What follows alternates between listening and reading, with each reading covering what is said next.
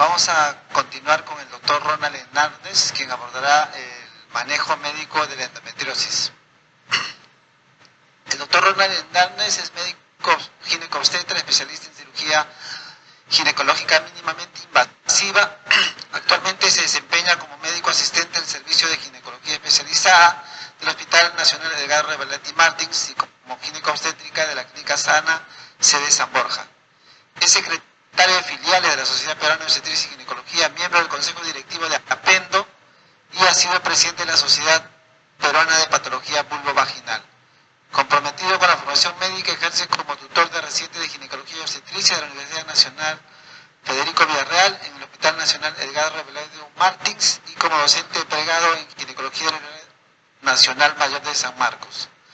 Su trayectoria combina la excelencia clínica y la docencia y el liderazgo gremial, siendo un referente en el campo de la ginecología especializada en el Perú. Lo recibimos con fuertes aplausos. Gracias por los abrazos, Pedrillo. Está con alguna falta de afecto, seguramente.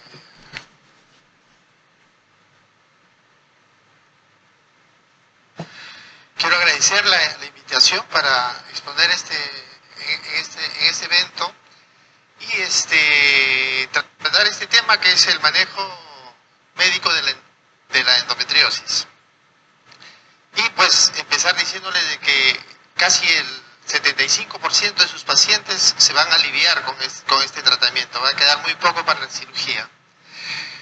Debemos ver que la endometriosis debe verse como una enfermedad crónica, como lo han dicho, que requiere un plan de manejo de por vida con el objetivo de maximizar el uso del tratamiento médico y así evitar procedimientos quirúrgicos repetidos, o sea, se refiere a varias cirugías, no a la cirugía per se.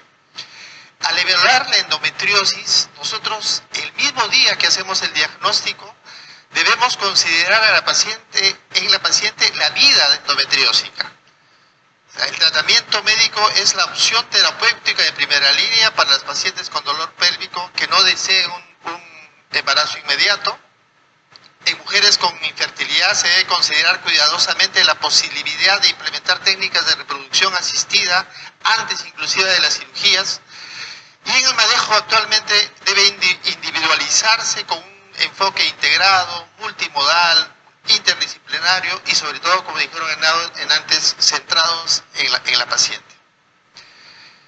Entonces, la larga vida de endometriosis, la vida de endometriosis se está dada porque desde que la mujer está en el útero o en su vida neonatal, está expuesta a una serie de cosas como, por ejemplo, el parto prematuro, la preeclampsia, el usar fórmula láctea,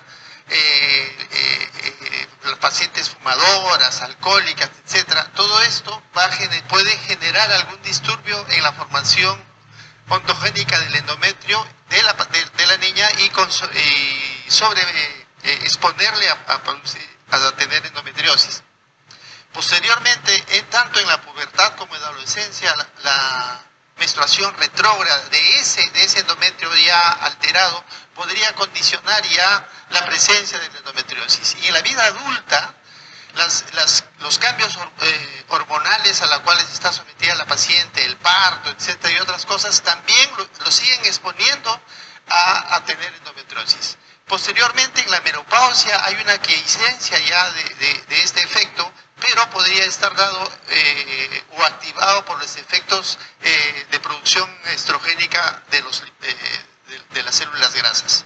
Entonces, en todo el tiempo, toda esta vida de endometriosis que tiene la paciente va a estar mediada por algunos factores como son la inflamación, la angiogénesis, la neurogénesis, la fibrogénesis, que son parte de la patología de la endometriosis, que también están mediadas por factores genéticos y también factores inmunológicos, y lo que podría causar algún tipo de endometriosis de la que ustedes conocen. Entonces, la endometriosis es una enfermedad inflamatoria crónica definida como la presencia de tejido endometrial fuera del útero que causa dolor pélvico, infertilidad fundamentalmente, miren estas dos cosas. Esta enfermedad debe considerarse un problema de salud pública con un impacto significativo en la calidad de vida de las mujeres, además de presentar una carga económica considerable. Entonces, tenemos que es crónica, progresiva, recidente, invasora y está asociado a cambios inflamatorios. El implante endometriósico, ese que puede ir en cualquier parte de la pelvis o alguna otra parte del cuerpo, hemos dicho que está mediado por inflamación, angiogénesis, neurogénesis, fibrogénesis, y nos va a producir una distorsión anatómica dentro de la cavidad pélvica. Y esto nos da porque hay proliferación, invasión, supervivencia de este implante endometriósico. Cuando hay una esteroidogénesis incrementada, se produce una cascada oncogénica por todas estas cosas que estamos hablando, y también hay una cascada inflamatoria que produce este implante endometriósico. Y es igual el implante endometriósico. Mira, es un implante endometriósico en el colon, las glándulas son bien parecidas, entonces la morfología del implante endometriósico es igual al endometrio utópico, pero su función es diferente, porque va a tener una expresión molecular y bioquímica distinta. La morfología es igual, pero la función va a ser diferente.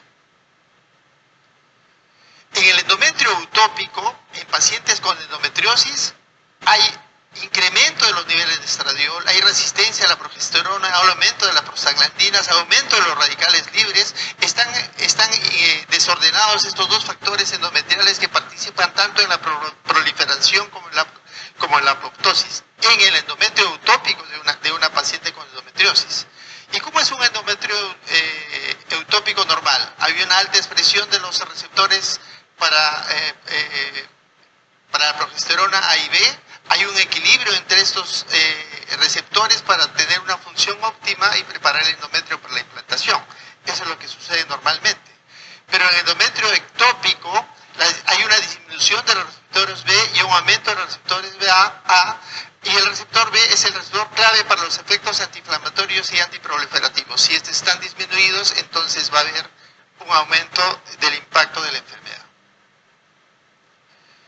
Y el tratamiento de la endometriosis entonces está dado por una serie de factores, ¿no? Nosotros estamos muy abocados a veces a hacer solamente tratamiento quirúrgico, ponemos el farmacológico alternativo, fisioterapia, fertilidad, psicología multifuncional, y le podemos aumentar varias cosas ahí, ¿no? Enchufables también, los equipos que se enchufen, lo que sea posible para ayudar a estas pacientes.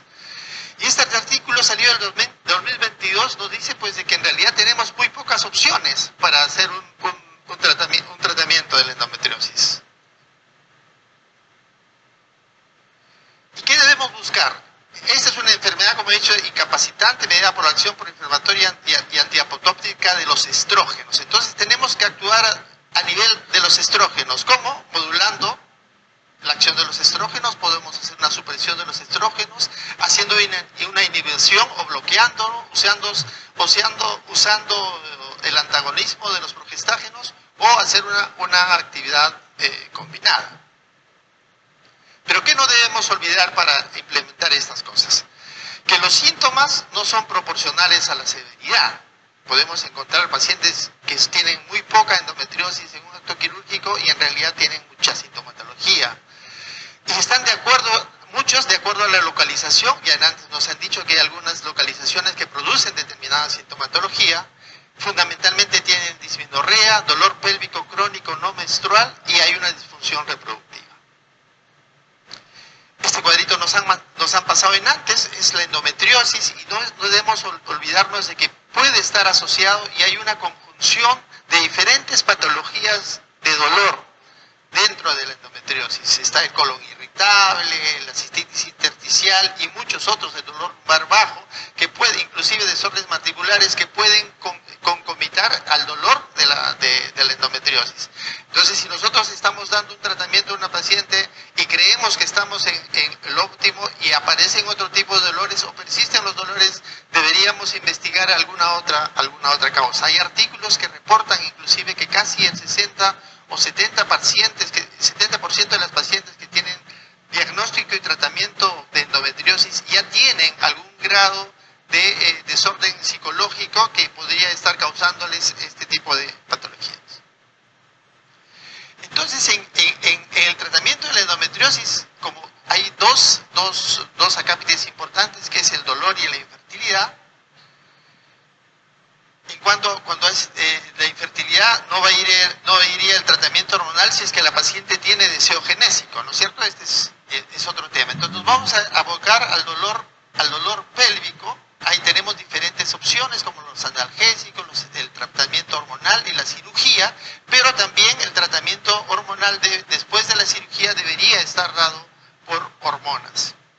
Tenemos que individualizar el tratamiento, dar las preferencias, ver el efecto que este produce con la paciente para lograr una mejor eficacia y así como también los costos que estos van a generar en la paciente, porque estamos viendo que esta es una vida de endometriosis, ¿no? Es larga, es muy largo el camino, por lo tanto el tratamiento también va a ser casi de por vida y eso obviamente va a afectar la economía de nuestras pacientes. ¿Qué opciones tenemos? Tenemos 3 líneas de opciones. La primera, estamos los anticonceptivos orales, que pueden ser también vaginal, los transdérmicos, y se pueden usar continuos. Después tenemos los progestágenos, que también son oral, los dispositivos con levonorgestrel, el implante en el brazo del levonorgestrel, y como segunda línea tenemos los agonistas y los antagonistas de la GnRH. En una tercera línea podemos utilizar los inhibidores de la aromatasa, ¿no? Los AINES, ampliamente utilizados en el manejo de las enfermedades inflamatorias crónicas, han demostrado eficacia en el alivio de la dismenorrea primaria. Su aplicación en pacientes con endometriosis se fundamenta principalmente en su efecto analgésico y efecto antiinflamatorio. Y tenemos que tener en cuenta que si solamente están usando AINES, sobre todo los ECOS-DOX, podrían retardar o hacer alguna alteración de la ovulación.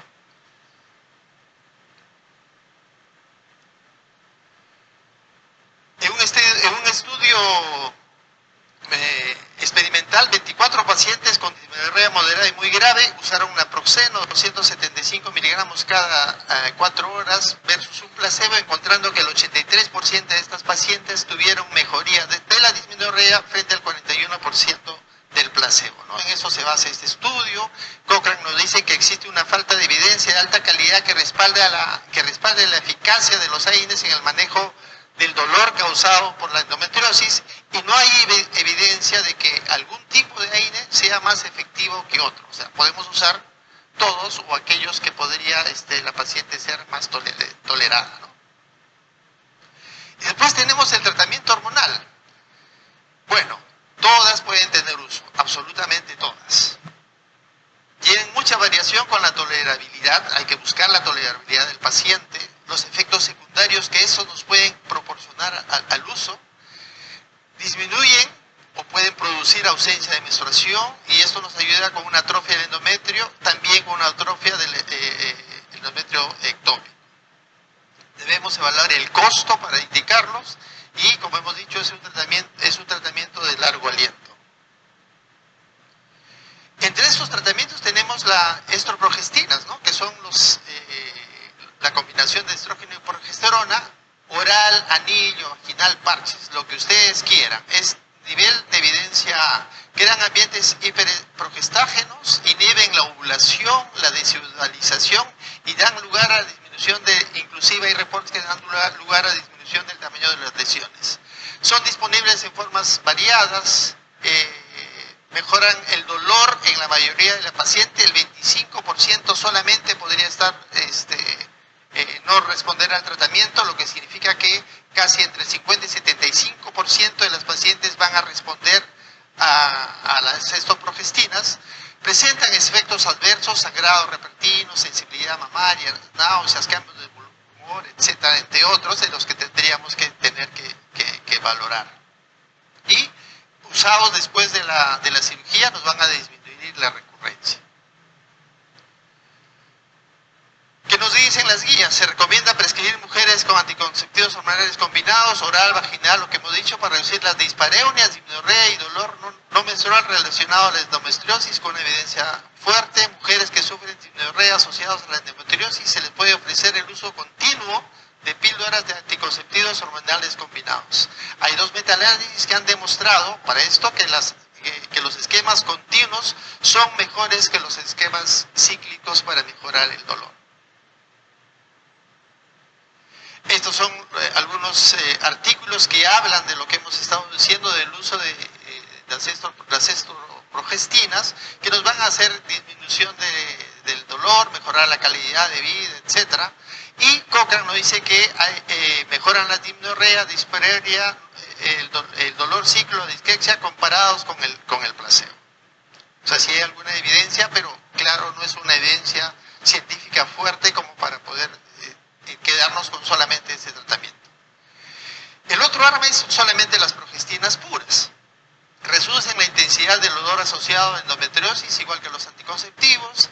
Existe suficiente evidencia que soporta que su uso está para esta enfermedad, y el mecanismo de acción está en que nos da una desidualización subsecuente del tejido endometrial, la suspensión de la enzima de las metaloproteínas importantes para el crecimiento e implantación del tejido endometrial ectópico, y nos inhibe la angiogénesis, ¿no?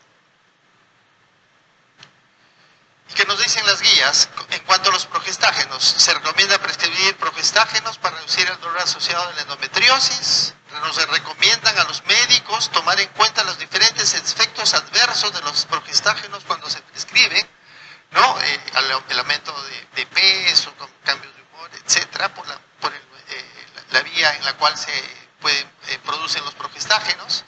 Y se recomienda prescribir el DIU liberador de levonorgestrel o un implante subdérmico liberador de tonorgestrel para reducir el dolor asociado a la endometriosis. Esto con respecto a los progestágenos.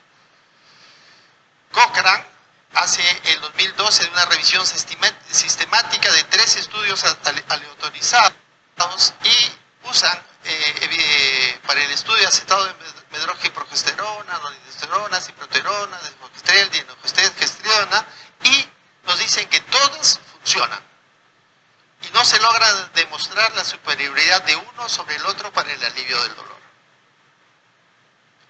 En cuanto al Dianogés, que es el que está en boga y el que buscamos mucho, en 2015 hay una revisión sistemática de 9 estudios aleatorizados y comparan el Dianogés frente a un placebo, demostrando que es superior, ¿no? Obviamente frente al placebo. Pero reportan también que el Dianogés tiene efectos similares o resultados similares frente a los agonistas de la GnRH. Entonces eso es lo que le da determinado peso para su uso al Dianogés. En cuanto al DIU liberador de las progestinas, ¿no? Ahí en 2018 salió este metaanálisis de 7 estudios con 4 estudios controlados, 2 estudios retrospectivos y 1 prospectivo, y en 491 pacientes, que es más efectivo como media posoperatoria para el control del dolor y la recurrencia de la dismenorrea. Hay otros estudios también que avalan que el uso del DIU con levonorgestrel favorece o disminuye el dolor en las pacientes, sobre todo con adenomiosis. Y han comparado el implante con el implante subdérmico con etonorgestrel frente al DIU con el liberador de levonorgestrel en un estudio hecho en Brasil, 103 pacientes, 6 meses de seguimiento, DIU con levonorgestrel versus implante subdérmico, que nos concluyen que la disminución de dolor y de dismenorrea en todas las pacientes no hay inferioridad tanto del implante en el brazo como dentro del útero, ¿no? O sea, podemos usar cualquiera de los dos. El otro son los agonistas de la GnRH. Son efectivos en el alivio del dolor asociado a la endometriosis. La evidencia es limitada en cuanto a dosis y duración del tratamiento. No hay uno superior más que el otro. Y se debe evaluar el perfil de los efectos adversos que debe ser discutido con la paciente, ¿no? ¿Cuál es el mecanismo de acción? Se unen a los receptores hipofisarios de la GnRH, inducen un estado de hipoestrogenismo y un efecto estimulador tiene un efecto estimulador inicial de 2 semanas antes de alcanzar su efecto inhibitorio. Entonces, a veces la paciente puede estar muy entusiasmada con el uso del antagonista, pero tenemos que ver que este efecto, que tiene 2 meses de retardado, podría todavía provocarle alguna molestia, inclusive un sangrado y dolor. Pero es muy efectivo porque nos va a conducir a un estado hipoestrogénico. En cuanto a los análogos, la recomendación es que se recomienda prescribir agonistas de GnRH para reducir los síntomas asociados al dolor de endometriosis, aunque la evidencia también es limitada en cuanto a la dosis y la duración. Los agonistas son prescritos como segunda línea si han fallado lo que hemos hablado antes, los progestágenos y los anticonceptivos, las etoprogestinas, debido a los grandes efectos adversos que tiene, y los médicos deben considerar prescribir anticonceptivos como terapia ad hoc durante el uso de los agonistas para prevenir síntomas del hipoestrogenismo, ¿no? Porque, o sea, una paciente que toda su vida va a tener este problema, no la podemos tener hipoestrogénica totalmente siempre, ¿no es cierto? O sea, si nosotros bajamos menos de 15 picogramos, los efectos del hipoestrogenismo realmente son severos, ¿no? El tratamiento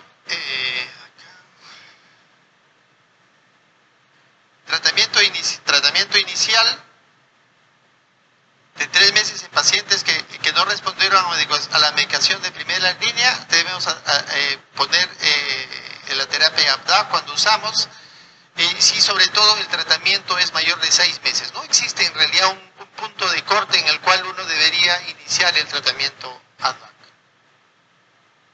Y considerar mucho las mediciones periódicas de la densidad. En cuanto a los antagonistas, según esta literatura, que es un poquito de 2022, existe evidencia acerca de su efectividad en la mejoría del dolor pélvico crónico asociado a endometriosis. No está claro las dosis, no se ha demostrado una superioridad de algunos sobre otros, y las recomendaciones se puede considerar prescribir antagonistas GnRH para reducir el dolor relacionado con la endometriosis, aunque la evidencia es limitada respecto a la dosis, duración del tratamiento.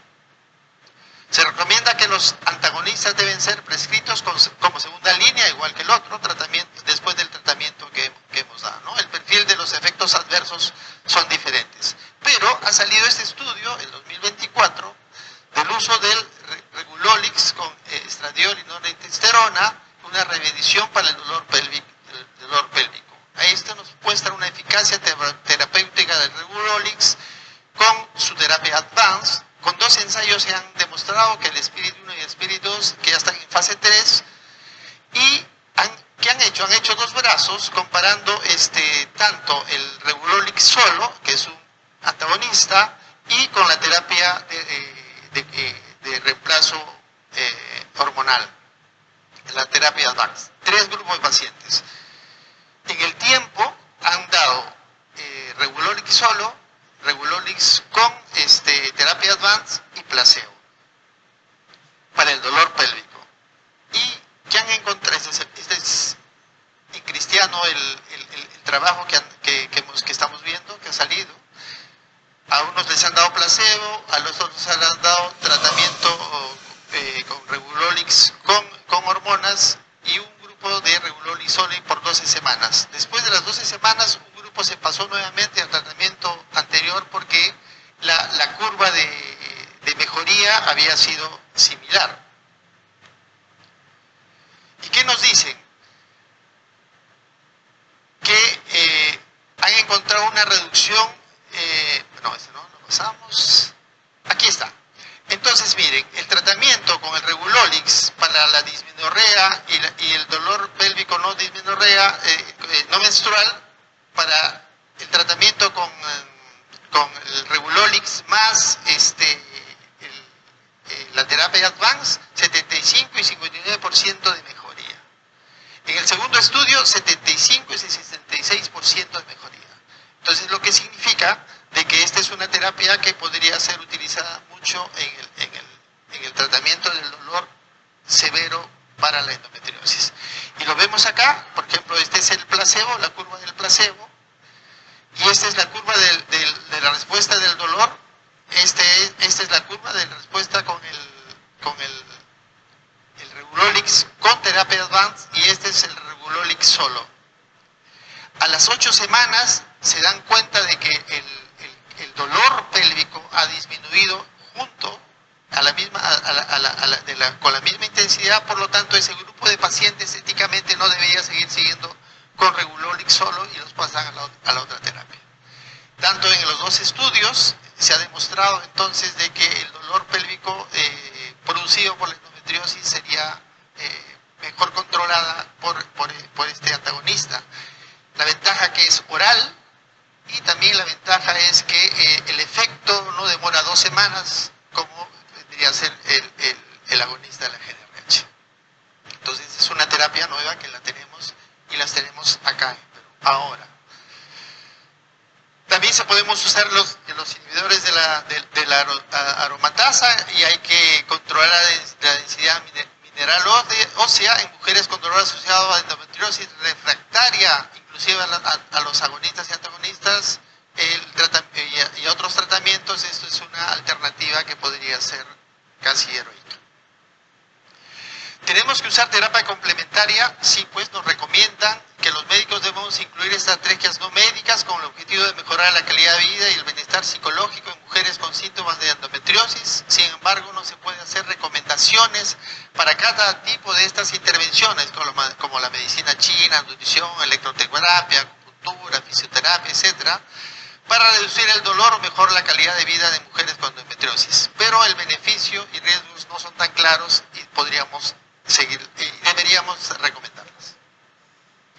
Entonces, la endometriosis es pues una patología que tiene la mayor sintomatología en la edad reproductiva. Yo podría decir en realidad en la edad productiva, ¿no? Entonces, la paciente en este periodo es el que sufre la mayor cantidad de síntomas. El dolor va a condicionar una disminución efectiva de la calidad de vida y todas las expectativas que tenga la paciente, y también va a haber una disminución de la fertilidad. Y para esto tenemos básicamente, como este artículo que nos han dicho, que tenemos pocas alternativas y lo que tenemos que hacer es el tratamiento hipoestrogénico. Entonces no es justo que una paciente pase casi toda su vida hipoestrogénica, ¿no? Si nosotros vemos la otra parte, vemos que el estrógeno tiene pues una serie de actividades casi en todo el metabolismo femenino y beneficioso, pero a este grupo de pacientes tendríamos que mantenerles en un estado hipoestrogénico. Es importante entonces que hayan nuevas alternativas, estas son las que están todavía en estudio, la regulación de los receptores beta para que actúen en la proliferación celular e inflamación, hacer una modulación de los receptores alfa que inducen los receptores de progesterona, inducción de síntesis de ácido retinoico que dicen que disminuyen los estrógenos en los sitios de las lesiones de endometrio, modulación de isoformas de los receptores alfa y beta, modulación de expresión de los mini RNAs que disminuirían la concentración de los receptores betas en las lesiones, inmunomoduladores y terapias de células madre. Esas son nuevas alternativas en estudio que esperamos puedan llegar pronto para no tener a nuestros pacientes siempre en un estado hipoestrogénico. En este estudio nos dan pues estas nuevas alternativas, inclusive una nueva alternativa es el Ergolix del cual hemos comentado, ¿no? Los diazoledénicos, y también están otras alternativas que podríamos ver cómo. Hemos dicho que cómo actuarían estas nuevas alternativas. El problema de la endometriosis es el estrés oxidativo exacerbado. Como consecuencia hay una producción de citoquinas, de interleuquinas, secretas, factores antiogénicos, el VEC, enzimas proinflamatorias. ¿Y qué nos pone? Nos dan que podríamos tener algo en los efectos del resveratrol. ¿Y dónde encontramos el resveratrol? En la palta, en el arándano, en los antioxidantes, inclusive en el vino tinto, ¿no? Entonces, va a producir enzimas antioxidantes con mayor de 50% de capacidad, inhibe las especies reactivas de oxígeno, es un factor antiinflamatorio, es un factor antiangiogénico suprimiendo el VEG, y es un factor antiproliferativo que inhibe la transcripción de epitelio mesénquima y regula los genes relacionados con el TEM. Esa es una terapia que podría estar dentro de las alternativas. La cúrcuma, que es una planta conocida, tiene efectos antiinflamatorios, tiene efectos antioxidantes analgésicos y tiene efectos antiproliferativos. O sea, también podríamos tenerlo en uso. ¿Qué nos debemos llevar? Que la endometriosis es una enfermedad crónica, requiere un plan de manejo a largo plazo. El tratamiento va a depender del momento de la vida de la paciente. Inicialmente el tratamiento